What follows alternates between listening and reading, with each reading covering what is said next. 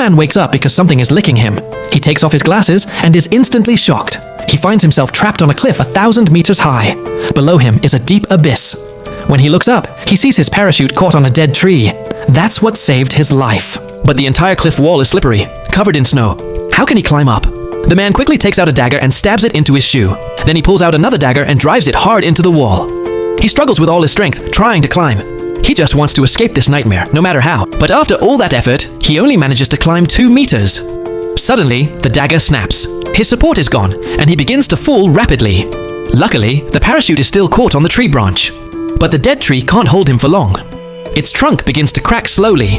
The man tightens the rope, grabs his dagger, and starts cutting fast, just as the parachute is about to tear apart. He manages to cut the rope and avoids falling. Now, one of his feet is pressed against the snowy wall, and his hands are still gripping the cliff.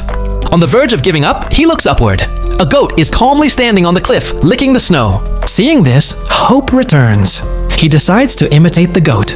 With all his strength, he reaches out toward the cliff. The abyss below makes his soul tremble.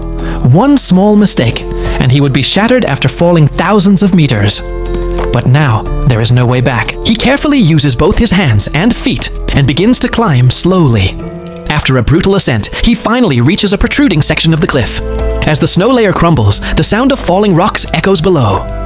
He moves with extreme caution. Then, like a goat, he jumps and leaps upward. His hands manage to grab the edge of the cliff, but he has no strength left. No matter how hard he tries, climbing up feels impossible. Suddenly, a goat appears above him and stares angrily.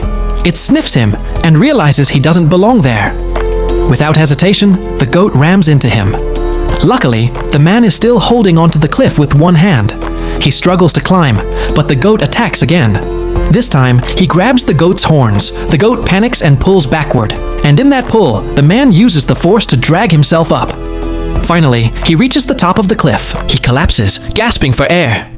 Slowly, he raises his hand, places it on the goat's head, and gently strokes it. He looks at the goat with deep gratitude. So, what lesson do you think this movie is trying to teach us?